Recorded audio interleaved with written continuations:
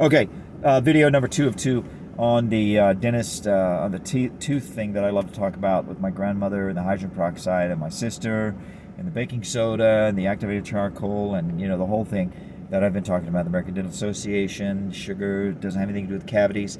Cavities are more because you get tiny cracks in your teeth. Bacteria gets in the cracks. The bacteria grows, it opens the crack, makes more bacteria grow. So it's like a compounding issue. So that's what I'm talking about. Today is Friday, January 29th, 2021. It's at 12:21 a.m. So, okay. So I was talking about the American Dental Association and Crest having this agreement to tell everybody they have to go to the dentist twice a year, and that's how it became a standard in the Western world. It's all everything in the Western world is very Nazi-like. I just learned tonight that the German army, the military in Germany at the end of World War II, they, what do you call it when you wave your white flag, you give up, whatever you call that, conceded or whatever. The military conceded. The Third Reich never conceded, okay? And they all came over here. All of the Allies competed to get the high-level Nazis, because the Nazis were about this far away from actually winning the World War. I mean, they almost won the war. Everybody knows the story. Hitler was sleeping, yada, yada, yada. So I won't go through all that again. But they almost won the war.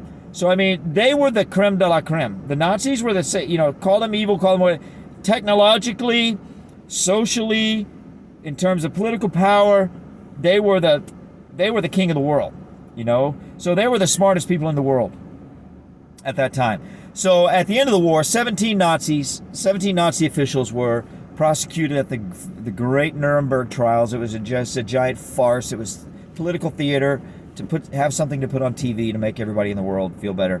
But it was nothing, because there were hundreds of thousands of Nazi officers, officials. So the high-level people were fought over by the Allied countries of the world. And they wanted them to come in and run their government agencies, their education programs, their social programs, yada, yada, yada. So everything in the Western world up to this point is basically, it's very, very consistent and rooted in Nazi ideology. That's why our medical system is a disaster. That's why our education system is a disaster. That's why all of our institutions are disasters. Because at the top, that we don't have access to, can't see, don't know the names, aren't allowed to know the names, they're Nazis. At this point in time, they're like second and third generation Nazis, but they're Nazis. And even so, Hitler was just a fall guy for the Nazi ideology. I mean, what's his name? Thomas Watson, I think his name was, a founder of IBM, is said to have been a higher in the Nazi party than Adolf Hitler. Okay? Thomas Watson, you see the people in the concentration camps with the numbers. Everybody's like, oh, those are Nazi numbers. No, those are not Nazi numbers. Those are IBM numbers. Thomas Watson gave or sold the computer system to Adolf Hitler to record the numbers and track the numbers. At that time, computers were, boxes of cards with holes in them, like bits. People probably know that a bit today is a 1 or 0. 1 is on, 0 is off. Well, with the computer cards, if there's like a Chad, if it's a hole at that point, that's a 0. If there's not a hole, that's a 1. 0, 1, 0, 1, 0. It was the same thing. It's just it wasn't electronic. It was based on paper cards with punch holes in them. So anyway, and somebody had to sit there and feed the cards into the computer. So Henry Ford, obviously Ford Corporation, Margaret Sanger, founder of Planned Parenthood, on and on and on and on and on. All the high-level people of the Western world and beyond were extremely friendly to the Nazi party, if in fact they were not Nazis like Thomas Watson and Henry Ford and Margaret Sanger. If in fact they were not Nazis themselves personally, they were very friendly to the Nazi party. So, and to Nazi ideology, which is even more important, But so it's very Nazi. The mind control with the sugar and the twice a year. It's to get everybody moving. It's to get the herd moving in an orderly, consistent pattern. Like if you're a rancher, you want all your cows to go to the right. You want them all to go through that valley, you know. You want all the cows to go down that road. You don't want them going in all different directions, you know. So you got to get the herd going in the same direction, thinking the same way, doing the same thing, you know. That's the idea. And then once you get them under control, then you can start cranking down on the control, and you can start extracting more resources from them and getting them to do more and more and more things. But you got to get them to do that first thing, okay? Because it's like training a dog. You get him to shake his hand. First you teach him to shake hands, then you teach him to roll over, right? So it's the exact same principle. That's how they think. They're control freaks. I have control freaks in my family. You might have control. You know how evil control freaks can be in their pursuit of control. They don't look evil. A person from the outside comes in. They don't necessarily look evil. They might be, but they frequently they don't. At least not in my case, they didn't. People from the outside come and they don't see anything wrong. But if you're on the inside, if you're inside the family, if you're inside the house, if you're inside the organization, if you're inside the institute, you know that person will never stop until they get what they want from you. Like, they will never leave you alone. They will never stop harassing you. They will never stop oppressing you. They will never stop insulting you. They will never stop manipulating you until they're control freaks, right? They're evil. Or at least that part of their personality is evil, and it can be pernicious. It can be stubborn. It can be ugly. It can be painful. It can be just totally unholy. I mean, just total degenerate evil. You know, a different kind of degeneracy from like whoring around, you know, and drunkenness and fighting and, you know, robbing banks. A different kind of degeneracy, but it's degeneracy nonetheless. Right? It's like clean degeneracy. It's like a clean version. It's actually more like a cloaked form of degeneracy. It would be a better way to put it, because they can cloak themselves in very socially acceptable, even sophisticated and intelligent, educated, yada yada, so on and so on. They can cloak themselves in these garments that make them look like something that is other than what they are, at least with respect to their lust for power and control. Control freaks they're power lusters. They have a lust for power. So anyway, that's what that's all about. So that's my theory on cavities. So long and short of it is, now for 20 years, like I said, a lifetime of bad teeth. Okay? Now for 20 years I've never been to the dentist. I have no plans to ever go.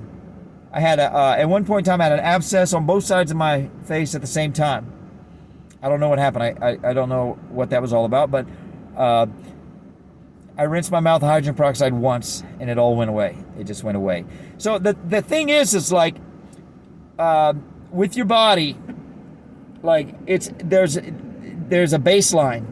There's a baseline, right? If you've lived your entire life with a dirty mouth, which means you're following the pop cultural norm that's put out for us. If you're following that, then you have an infected mouth.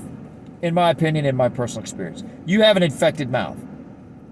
A dentist isn't doing anything except fixing a problem that is only going to occur again because he isn't trained to understand or to care what the root issue is. And the root issue is you have a mouth full of infection. Now, it's not the kind of infection that smells bad. Well, it might. Sometimes it is, and sometimes it does.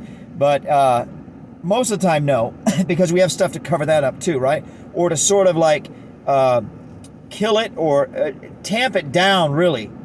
You know, they don't ever really go to the baseline because they don't know, because there's no money in that. That's the thing we have to remember about the system. That's why we don't have free energy. I just heard a thing about it tonight. They said, yeah, Tesla was promoting free energy, and Westinghouse, or one of those guys, Westinghouse or the other guy, I can't remember his name right now, said, okay, so where's the meter on this thing? You know, figuratively speaking, it's not a direct quote, but he said, where's the meter on this thing? You know, how do we charge people? And Tesla's like, charge people? It's free. Free means free, you know? I mean, you could charge them for the device, right? But the device is relatively simple, especially after you make like 1,000 of them. It's not complicated anymore. It's simple for the people who make it, you know? And probably at a certain point in time, enough laymen get their hands on the device, and one savvy layman is going to look at the device and understand the construction, and he's going to figure out how to make it for 1/10 of what it costs you to make it. It might be like a hillbilly version of something, or something like that, like made out of garbage cans or something. Garbage metal pieces you find in a garbage can in the garbage. Who knows? But I'm just saying somebody's going to figure out how to do it a different way than your official way of doing it. That you're charging $1,500 for the device. And he's going to figure out how to make it on his own for $50. He's going to start selling it for $150, and then you're going to be out of business. So not only is there not a meter to charge people on an ongoing basis, eventually your ability to charge people the price that you're charging them right now, that is going to be taken from you as well. So that's why they ixnayed, that's why Tesla fell out of favor, because there's no money in his proposals. The way they have it set up now, it's like they literally are draining our human energy. I believe that's the right way to look at it. Because when they got the wires coming into our house, in a very crude and a very crude and distant sense, we're like living in a matrix already. As soon as you get wires into your house, you have to pay for whatever comes over those wires on an ongoing basis. It's like you were just inducted into the matrix. Excuse me. Nothing like what it's going to be with the chips implanted and blah, blah, blah. Neuralink, the whole Elon Musk thing with the threads that go into your skull, blah, blah, blah. Anyway, that's another thing too. But anyway, that's with the nanotech that goes into our bloodstream, through the vaccines and the food and the medicine, blah, blah, blah, and the air and the water, it's everywhere, basically. It's called smart dust because it's dust, because the plan from day one was for this stuff to be everywhere, literally. And they literally track infection rates. They call it infection rates, which means they know, 80% of the population has nanotech in their system. They know at least they have a measurement. How accurate the measurement is another story. But, the 80%, they want to get it up to like 98%. They need everybody for their plan to work, or almost, virtually everybody. Because then we become part of the network. We're literally in the matrix. So, anyway, it's the same concept with this. Because smart people always want recurring revenue, right? Tesla wanted to give you a machine, charge you a certain price for the machine, and then you never have to buy another machine. It's just free energy forever. Because it just comes out of the ionosphere, the stratosphere, or wherever it comes from, or maybe out of the earth, or maybe both, all of the above,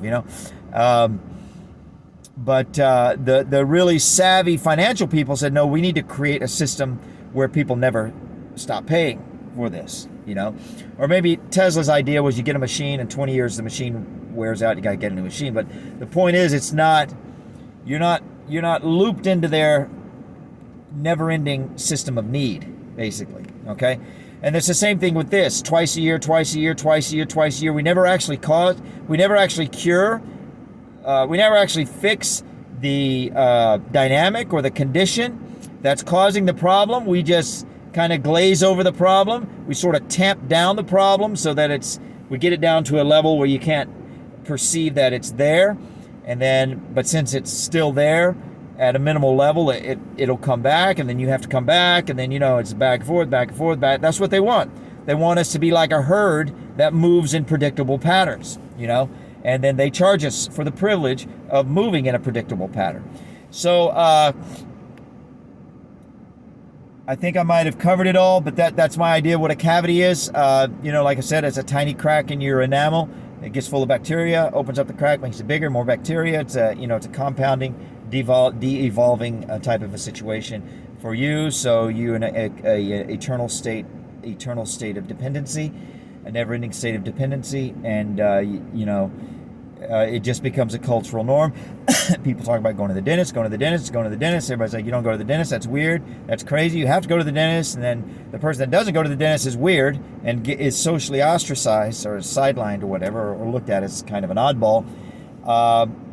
But ideally, if you could convince the slaves that there's a better way, they would agree with you that that your way is better, but because they're slaves, they're scared to think outside the cotton field.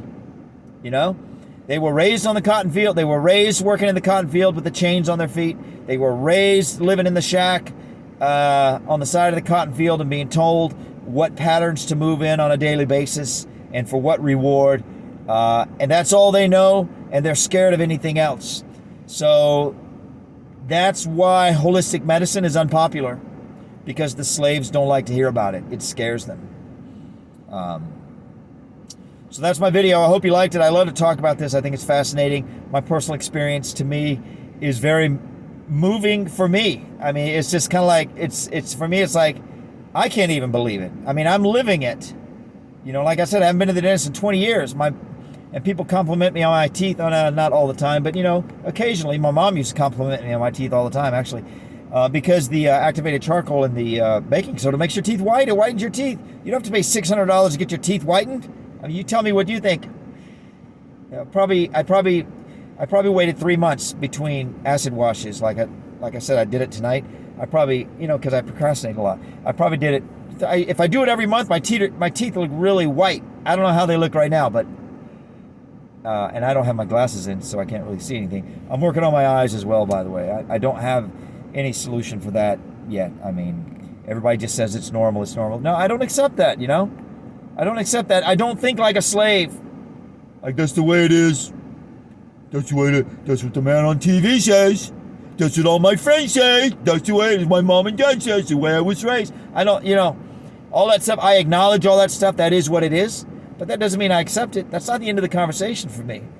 You know, that's just something to take in and consider. I consider it. Maybe it's true.